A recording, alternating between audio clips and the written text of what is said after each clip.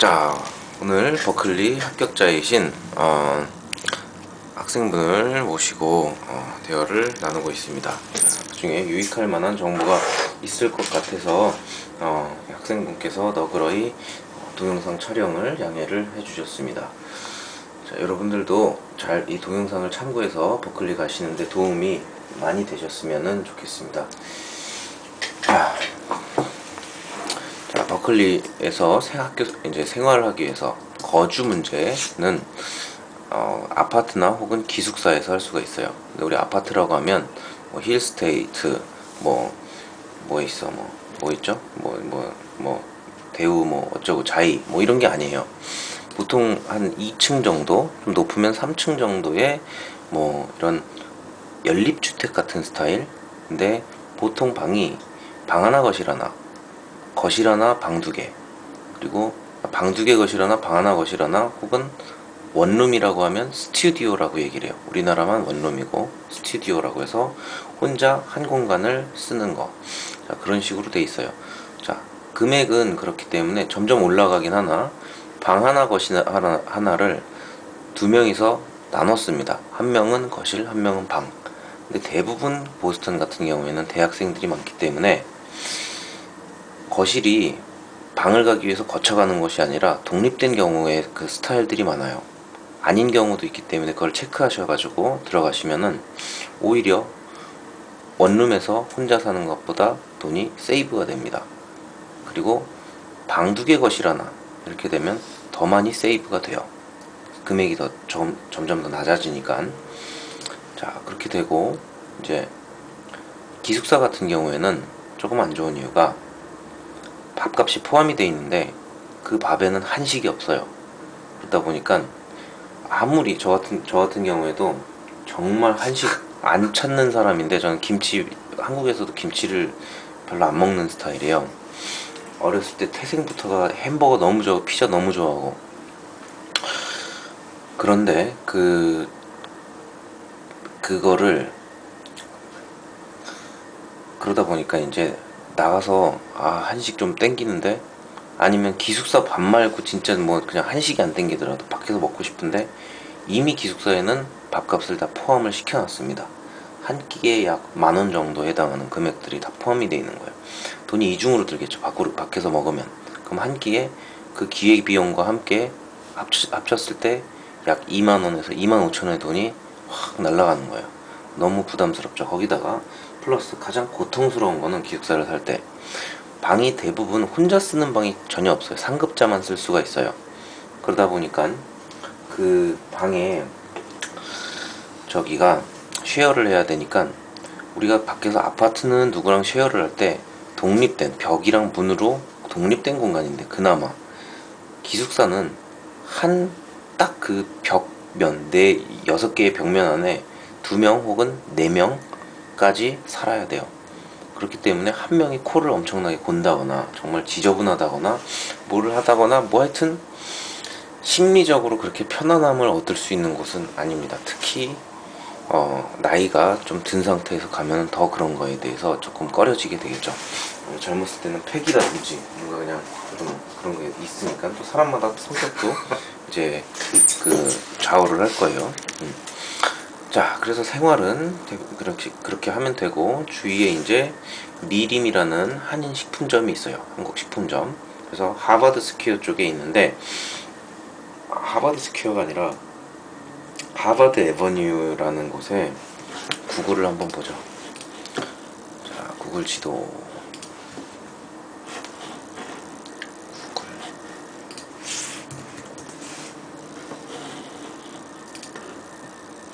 지도.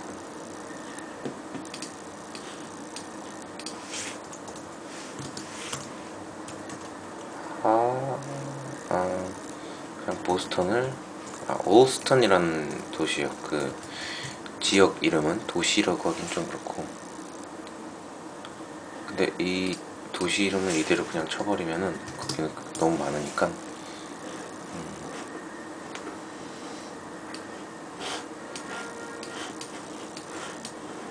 어디 갔어? 보스턴부터 칩시다.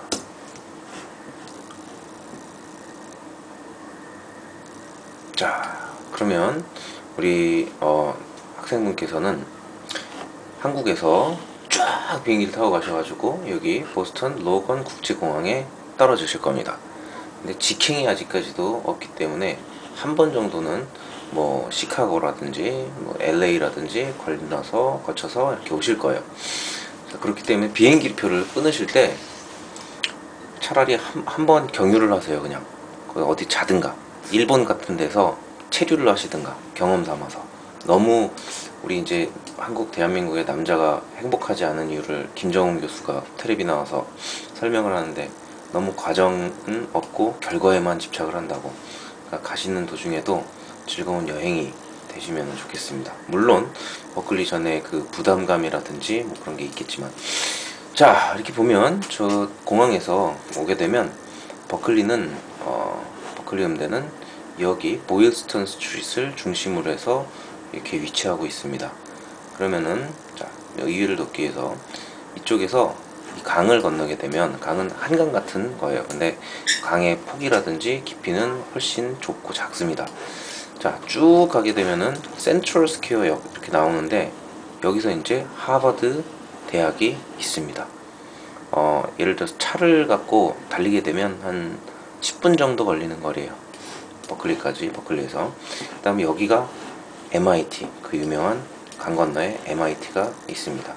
자, 그리고 지금 말씀드린 한인타운, 그리고 조금 값싼 아파트들도 있으면서 거기 버클리 연습실까지 있는 굉장히 좀 한인 버클리 음대생이 살기 좋은 데가 올스턴이라고 있어요. 그래서 올스턴은 어느 쪽에 있냐, 이쪽으로 쭉 가다 보면, 자, 좀 이제 줌아웃을 해보죠. 워싱턴 스트리트과 올스턴 스트리트, 정확히 기억이 안 나는데요. 하버드 에버뉴가 나와야 되는데, 하버드 스트리트 말고 하버드 에비뉴, 하버드,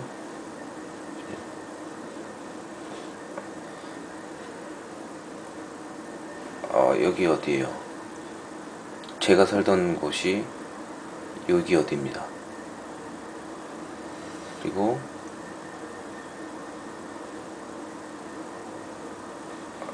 에비뉴,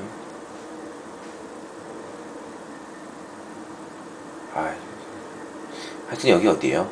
자, 그래서 약 30분 정도가 걸립니다, 학교에서. 자, 줌아웃을 해보죠. 너무 많이 했나?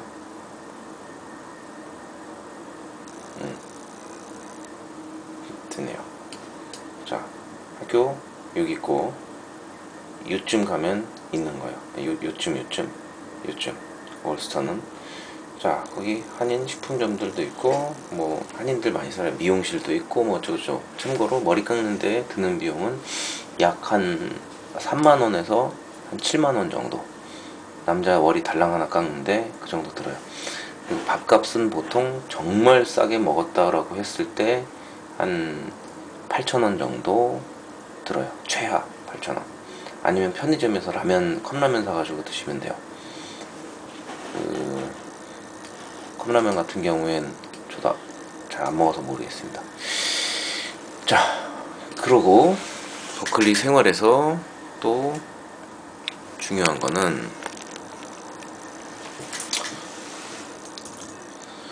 이제 레이팅이란 게 있어요. 레이팅, 학생의 등급을 매기는 거예요. 이것로 인해서 내가 들을 수 있는 앙상블 수업이 결정이 돼요. 내가 레이팅이 낮으면 좋은 수업을 들을 수가 없습니다. 랩 수업도 마찬가지고요. 자, 그래서 악기 연주를 최대한 잘하는 게 좋고요. 그 다음에 또 레이팅 외에 뭐 교양 수업 같은 경우에는 한국 사이버 대학 수업을 들으시는 게 훨씬 저렴하게 될 수가 있고, 총 24학점을 인정을 받을 수가 있으세요. 근데 그 과정에는 어떤 수업을 들어야지 인정을 받느냐 하는 좀 까다로운 문제들이 있으니까 거기에 맞춰서 들으시기 바라고, 그 다음에 주사 다 맞으셔야 돼요. 이뮤니제이션이라고 해서 우리 그 예방접종 같은 것들 여러가지 그런 이뮤나이제이션, 자, 예방접종 같은 게 있어요. 우리 어렸을 때 무슨 뭐 파상풍 주사 뭐 어쩌고 저쩌고 주사해가지고 뭐 한 7, 8가지 있는데 그 맞은 기록들을 학교에다 제출을 하지 않으면 학교 수업을 들을 수가 없습니다. 그리고 맥북 프로를 반드시 사야 돼요. 이것도 그러니까 가기 전에 없으시다면은 맥북 프로를 사셔서 빨리 익숙해져 가지고 가시는 방법이 있고, 근데 지금 한 달 전이면은 어차피 버클리에서는 그 거기서 필요한 프로그램들이라든지 그런 것들을 깔아줘요. 대신에 맥북 프로 자체가 약간 철진한 맥북 프로를 거기서 팝니다. 그거는 뭐 고를 수 있는 방법이 없어요. 그래도 그런 게 있기 때문에 금액적인 면에서는 전반적으로 따져봤을 땐 버클리에서 파는 게 싸긴 싸요. 그렇기 때문에 먼저 좀 1년 전부터 충분히 준비를, 맥이랑 친해지고 싶으시면 그렇게 하는 게 좋고, 아니면 학교 다니면서 엄청 바쁜데 컴퓨터 공부하고 있으셔야 됩니다. 음악 배울 시간에 컴퓨터 배워야 되니까 그것도 주의를 하시고, 또 뭐가 있을까요? 또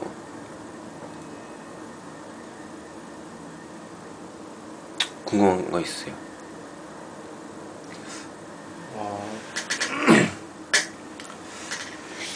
그 인슈런스에 대해서 보험, 예. 자, 보험 같은 경우에는 버클리 보험 가장 비쌉니다. 버클리에서 들라고 하는 보험. 근데 꼭 그걸 듣지 않아도 되고, 그렇게 안 들어도 다른 거를 들으면은 웨이브, 그걸 인정해준다라는 걸 웨이브라고 하는데, 한국에서 들고 가세요. 한국이 똑같은 미국 회사여도 한국에서는 더 싸게 공급을 하니까. 그래서 미국계 회사에서 하시면 되는데, 자, 우리 카페에 힘이 되어주시는 이 공식 스폰서 이경우 팀장이라고, 이분이 AIG에 하시는 게, 근데 이름이 바뀌었어요. 그 이름 뭐지? 뭐 좀 유치한 치토스 같은 건데, 차티스 유학보험으로 이제 하시면 돼요. 뭐 이거 말고 비교해보고 하세요. 자, 얼마나 저렴한가요? 한 몇백만 원 저렴합니다. 그러니까 반드시 하시는 게 좋아요. 자, 뭐 제가 장사하는 거 아니에요. 아무거나 하셔도 되는데 이게 저렴하다라는 얘기입니다. 그리고 충분히 알아보고 하세요. 다른 것들도. 자, 그렇게 되고, 그 다음에 근데 이제 보험의 종류도 그 학교에서 이제 할 수 있는 그걸로 딱 맞춰서 하셔야 되니까 그것도 잘 알아보시고. 자, 그 다음에 또 궁금하신 건? 그 처음에 그 학비를 낼 때 네. 12위크 컴프레hen시브 피인가? 네. 그게 어떤 내용일까요? 그거는 그 보통 미국의 고등학생들이라든지 뭐 이런 그냥 이제 일반 좀 버클리를 체험하러 오고 싶어하는 12주 과정이 있어요. 아마 그 과정에 그 등록금이 아닌가 싶은데요. 보통 이제 입학을 하게 되면 우리 그 튜이션 디파짓 해가지고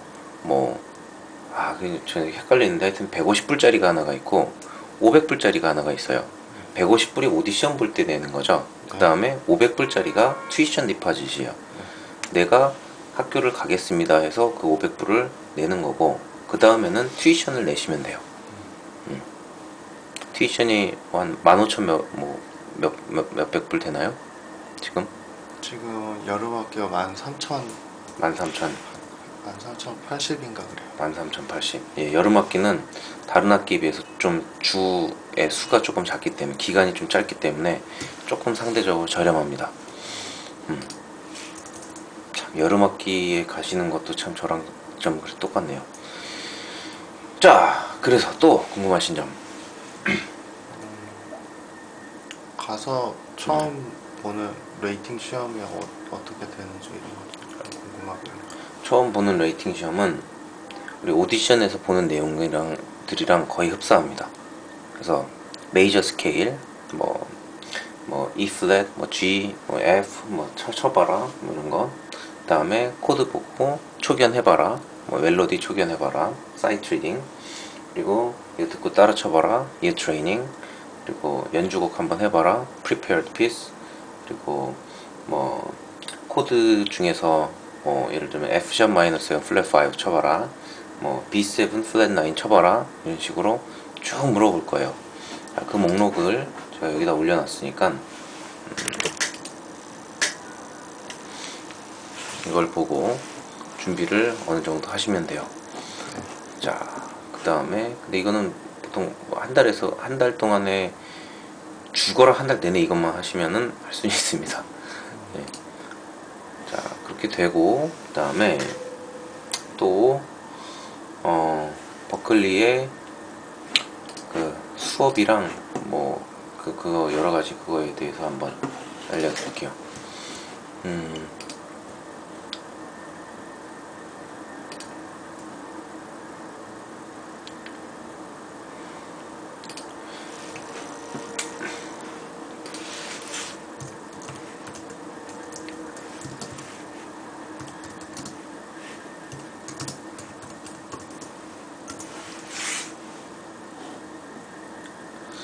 버클리 홈페이지에서 메이저 바이 그리드라고 치면은 이제 그래서 이제 우리가 들어야 되는 뭐 전공의 그 수업들이 나오게 됩니다. 그래서 프로 뮤직이니까 프로로 검색을 해보죠. 자, 프로페셔널 뮤직 메이저. 근데 메이저 바이 그리드를 보여줘야 되는데 메이저 바이 그리드 여기 있네요. 자, 봅시다. 자, 메이저 바이 그리드. 자, 프로뮤직을 하면은 어떤 수업들을 어떤 순서대로 각 학기마다 배우게 되는지 한번 보겠습니다. 자, 맨 처음에 보면은 총 이제 우리 120학점이 있는데 학사학위를 따기 위해서는 120학점을 따야 됩니다. 거기에는 30학점의 전공 수업이 있고 40학점의 코어 뮤직이 있고 교양 수업에 40학점이 있고 10학점이 제너럴 일렉티브스가 있습니다.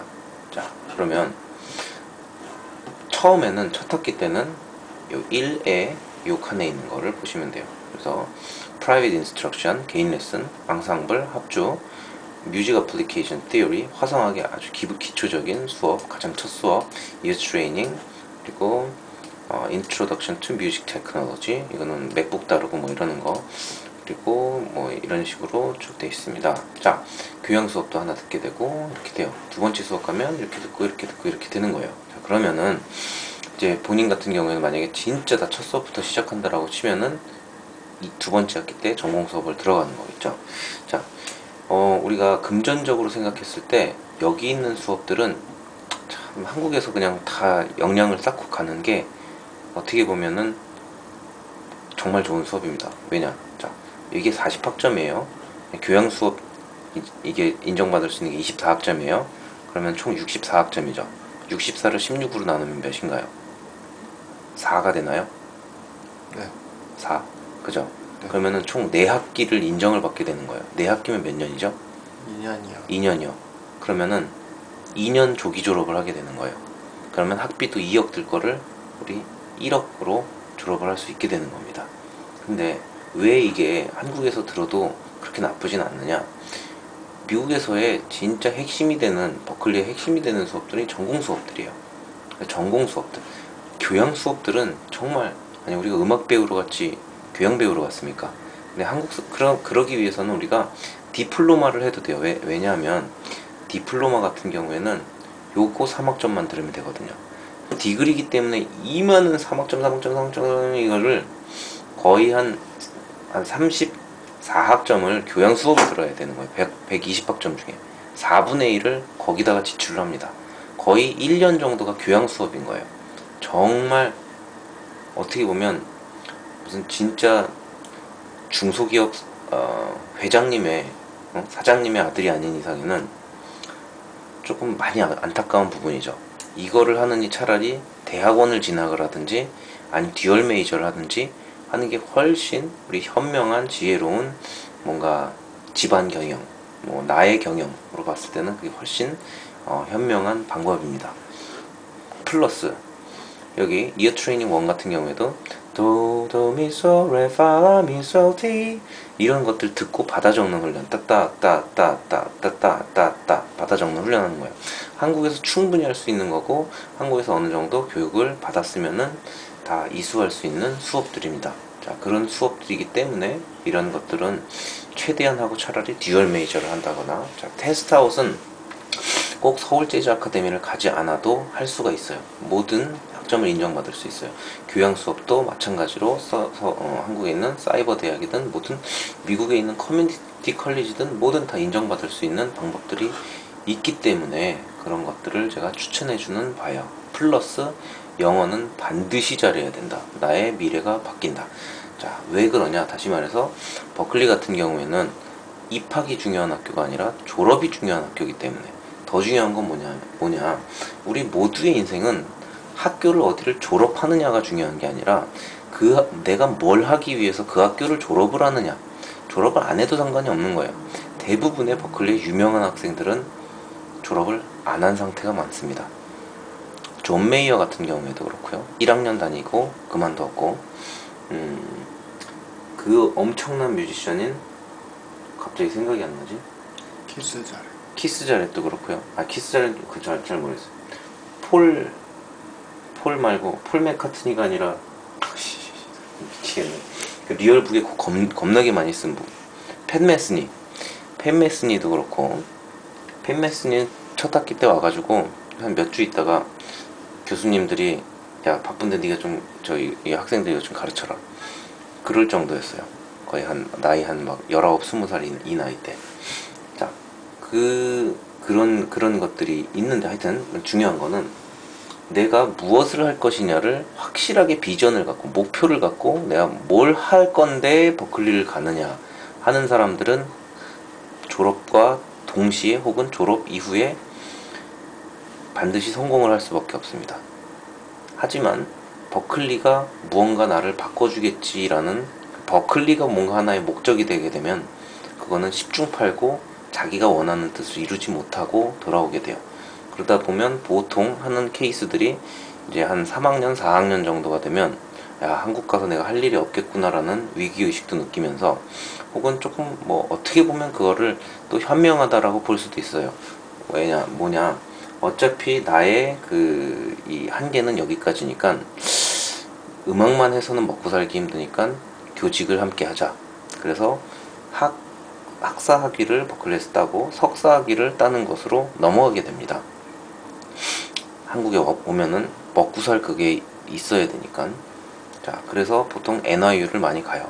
그렇게 한 다음에 한국에 돌아오면은 이제 여러 군데 이제 자기 이력서라든지 이런 것들을 찔러 넣어서 교수가 되는 그런 사람들도 많이 있어요. 그럼 이제 만약에 교수가 안 될 거라면 우리는 무엇을 해야 되느냐? 과연 프로뮤직을 이걸 졸업을 해서 내가 무엇을 할 것이냐? 근데 그런 프레임으로 보면은 아까도 얘기했지만 10중8구는 다 자기 꿈을 이루지 못합니다. 내가 무엇을 할 건데 프로뮤직을 할 것이냐? 내가 무엇을 할 건데 퍼포먼스를 할 것이냐? 내가 무엇을 할 건데 송라이팅을 할 것이냐? 이 생각을 갖고 도전하지 않으면 버클리는 여러분들의 인생에 아무런 도움이 되지가 않아요. 왜 일적인 예를 들자면, 자, 한국에서 여러 대학들을 재수 3수 끝에 다 떨어졌어요. 그런데 그 학생이 버클리 오디션을 봤는데 합격을 했어요. 이게 무슨 일일까요? 일반적인 상식으로 납득이 안 되죠. 버클리 분명히 좋은 학교 맞는 것 같은데, 진짜 맞는 것 같은데, 그렇게 유명한 뮤지션들이 많이 나왔는데 한국 학교를 다 떨어졌는데 버클리를 붙었다. 얘가 버클리를 붙었어요. 본인도 의문이 들 거예요. 내가 왜 붙었을까? 아버지도 의문이 들 거예요. 얘가 어떻게 붙었을까? 그럼 뭘까요? 버클리를 합격한 게 전부가 아니라는 얘기예요. 버클리에도 그러면 그걸 해석할 수 있는 프레임이 두 가지가 있어요. 뭐냐? 아무나 붙여준다. 근데 아무나 붙이진 않습니다. 정말 잘하는 사람들이 떨어지는 경우도 많기 때문에. 또 한 가지는 어떤 학생이 들어와도 버클리는 다 음감도 그렇고 이론적인 것도 그렇고 연주도 그렇고 학생의 능력을 끌어올려 줄 수 있는 힘이 있다라는 거예요. 자, 반대로 우리나라 실용음악 학교들은 잘하는 애들을 뽑죠. 그래서 수업은 대부분이 다 그냥 연주 실습이에요. 수업에 체계도 없고 뭐 연관성도 없고 그렇습니다. 반면에 버클리 수업 같은 경우에는 수업의 종류부터가 편곡만 해도 어레인지 1, 어레인지 2, 코드 스케일 보이싱, 뮤직 프리퍼레이션, 서베이 어쩌고 해가지고 시작을 해서 뭐 이제 전통 화성학 쪽인 그 클래식 음악 쪽의 공부들 이렇게 있고 이렇게 있고 이렇게 있고 저렇게 있고 해가지고 수업들이 앙상블 수업만 해도 이렇게 해가지고 EN 붙은 것들은 다 앙상블 수업이에요. 이렇게 많아가지고 지금 아직까지도 끝나지도 않고 내려가고 하다가 보니까는 진짜 자기가 듣고 싶은 수업들을 다 골라서 들을 수가 있고 프로페셔널 뮤직만 골라서 듣는 게 아니에요. 내가 음감이 진짜 정말 나는 음감이 도대체 어떻게 이렇게 없는 걸까라고 생각하면 이어 트레이닝 1부터 시작해 2, 3, 4, 솔페지 1 그리고 내가 코드까지 듣고 싶다 이제 내가 아주 뽕을 뽑아버리려 하면은 하모닉 이어 트레이닝 1, 2, 리드믹 이어 트레이닝에다가 펀더멘탈 오브 트랜스크립션 해가지고서는 그 재즈 막 연주들의 저 솔로들을 받아 적을 수 있는 능력 어드밴스드 이어 트레이닝 해가지고 쫙 있어요. 그러다 보니까 학생 본인이 능력이 있다라고 하면 얼마든지 넣을 수 있는 거예요. 그렇기 때문에 합격을 시켜주는 겁니다. 그러면 내가 합격은 했는데 겨우겨우 졸업을 한다면 이랑 원래 정말 잘해서 학교를 들어가서 레이팅도 다 막 5, 66, 5, 66 받고 8이 끝이에요. 가장 처음은 1이에요. 그렇게 받고 이제 내가 하려고 하는 전공에서 또 이미 경험이 있고 하는 학생들이랑 뭐 어떻게 갑자기 막 고등학교 졸업 딱 한 6개월 전부터 막 피아노 막 연습해가지고 했는데 붙었어요. 그래가지고 가가지고 하는 학생이랑 뭐 substitute dominant가 뭔지도 모르고 뭐 편곡에 대한 경험도 없고 뭐 혹은 뭐 공연에 대한 것도 뭐 그다지도 없고 앨범이란 건 내본 적도 없는데 붙었어요. 어떤 학생이 4년 후에 졸업했을 때 이 학생은 4년이 분명히 안 걸려요. 레이팅 막 5, 6 받은 학생은 어떤 학생이 졸업 후에 더 큰 힘을 가질까요? 자, 그게 우리 버클리에서 가장 이해를 확실하게 하고 넘어가야 되는 철저하게 그리고 준비를 해야 되는 부분입니다. 그래서 이렇게 전공이 다양하고 또 한 가지 또 얘기를 해드릴게요. 자, 제가 거의 이걸 들으면 거의 히스테릭 발작 증세를 일으키는 질문 중에 하나인데 버클리는 재즈만 가르치는 학교인가요? 버클리는 재즈만 가르치지 않나요? 자, 봅시다. 확대를 해서 봅시다.